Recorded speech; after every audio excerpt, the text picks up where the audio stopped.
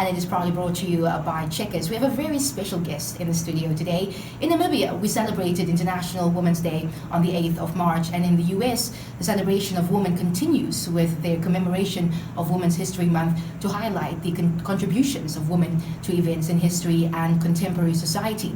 Jessica Long, U.S Deputy Ambassador to Namibia, is here to share more about the significance of these commemorations. So good afternoon to you, ma'am, and thank you so much for joining us on 99 FM. Hi, thanks so much for having me. It is a big pleasure. So let's kickstart it right away and jump into our first question. The March is Women's History Month in the United States. As a United States Deputy Ambassador to Namibia, what message would you have for Namibian women?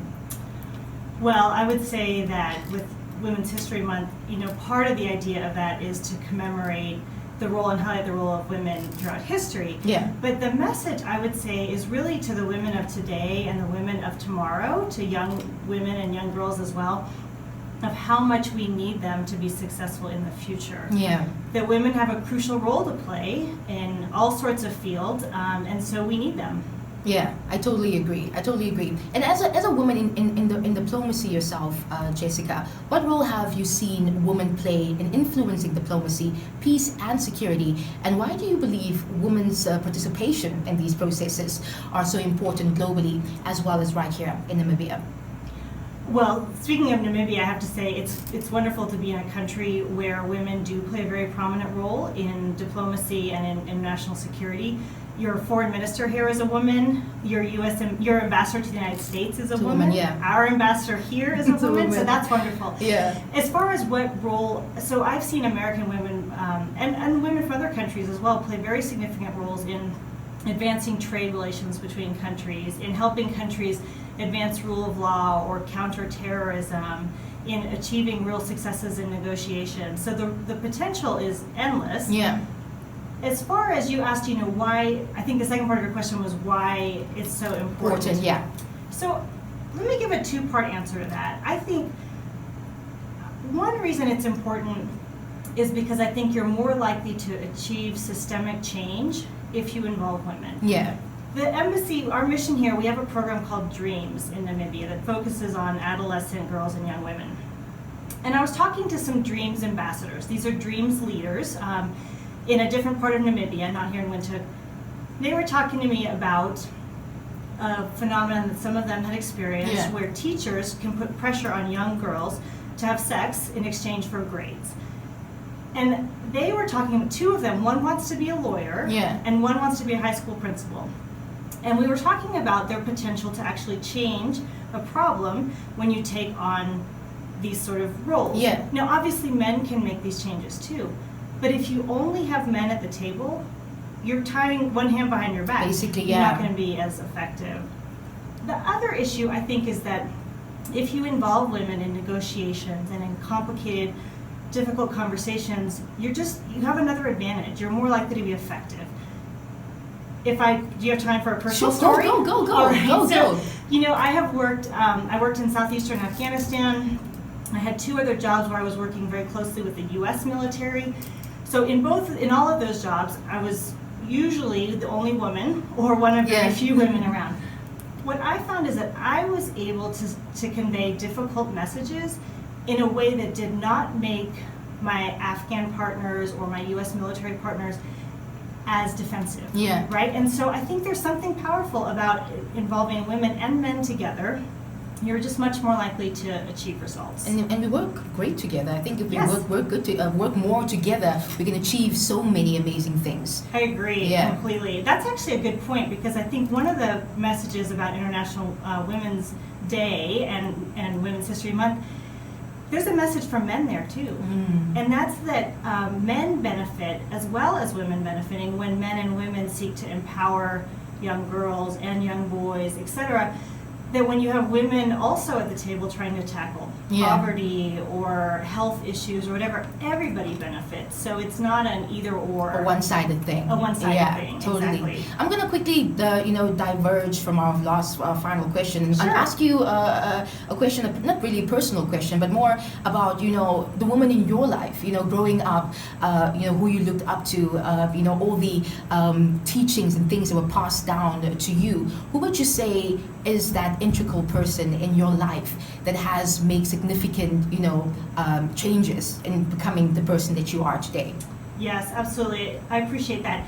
So I would say, my mother was a diplomat, and my stepmother was a diplomat. So they both had very huge roles in my understanding of the importance of public service. Yeah. The importance of women being at the table and contributing. They were, sort of more on the pioneering edge of that, and I think I've reaped some of the benefits of that. I do acknowledge the progress in the United States, and I recognize we still have more work to do. But it was interesting, now with the Biden-Harris administration, how much they are prioritizing empowering women. Yeah. And Vice President Harris just spoke at a UN conference last week, and one of the things that she said is that the status of women is the status of democracy. And so we have to be... It's beautiful. It is. It was really powerful, and Yeah. it's one of the reasons why the new administration is prioritizing women. And it's also one of the reasons I think that they are trying to move gender-based violence issues out of the shadows and treat it like an emergency, because it has huge implications for individual women, but also for economic issues, for national security issues, for all sorts of areas. And so it's exciting to see that while my mom and stepmom were sort of pioneers, now we are seeing, a woman as the Vice President of the United States. That's amazing. It's such an amazing, moment in history that it is happening, and that these things are possible. It's clearly possible, Right. And we need more of these moments, and we need to celebrate them as much as we can. Absolutely. I also want to know from you, Jessica, what do you think are important lessons that, as a mother, especially if you're a mother, lessons that you should pass on to your girl child, to your daughter? What do you think are some of those important lessons that, as a mom, that you really should teach your daughter? Wow, that's a good question. I'm just trying to think back of ways I learned, from my own mother. So I think one is my mom always pushing me to think through things. And I think one of the lessons you teach your daughter when you do that is that their opinion is valid. They need to think it through because it has an impact. And to keep pushing to try to address problems in the world wherever I see them. That was something that was certainly important to her. Where can I contribute? Where do my gifts match the needs? It's been really interesting. I think one of the U.S. Embassy programs here, seeking to empower entrepreneurs, the whole point is you have women in this country who already have great ideas and great potential, and so how do you help empower them? And sometimes they just need some virtual training that we provide through our embassy here. And the same, I think that idea of always looking to where can you make a difference? Where are there people who have so much to offer and they might just need some assistance? And that's one of the priorities of the new administration. And it's one of the things we're trying to do a lot in the embassy here is how can we partner with Namibian women in economic empowerment, in health, and obviously we partner with Namibian men as well. This isn't, again, it's not an either-or issue. One-sided thing, But there's so much potential, and there's just so many impressive people in this country, so we want to continue to partner. Amazing. And then, of course, lastly, Jessica, what do you believe Women's History Month has taught the world thus far? And why is it important to celebrate the achievements of women? Well, I think in celebrating the achievements of women, we are reminded of the importance of empowering women and girls. And so what it teaches us then is to be intentional about our engagement, our programming. From the perspective of me, who works for the U.S. mission here, it has really affected how we do our programming. I think you're probably familiar with PEPFAR. Of course. So in PEPFAR, we have identified, some specific vulnerabilities of adolescent girls and young women, and so we focus on them in terms of their health, but also in terms of economic empowerment and the difference that makes.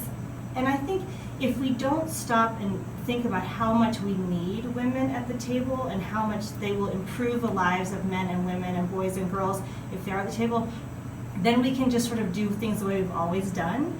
And we need to make some changes, right? We all have work to do. We do, lots of work to do. We have lots of work to do all over the world, so including at home for me. And so No, it's amazing. Thank you so much, Ms. Long, for joining us here on the show and coming to share with us, what it means, the Women's History Month and just International Women's Day, and just, uplifting the girl child and young adolescent women and just women in general. And again, for the gents who are tuning in right now, this is not just a one-sided thing. It's about partnership. It's about working together to make the world a better place for all of us, which I think is something that we are definitely working towards and getting better at. Amen. Yeah. Thank you so much. I appreciate it. It's my pleasure. Thank you so much. Bye-bye. And is, of course, United States Deputy Ambassador to Namibia, Jessica Long, in the studio. Again, this is why I love my job, because I get to interview amazing people. Our Woman Crush every day for this Wednesday as we get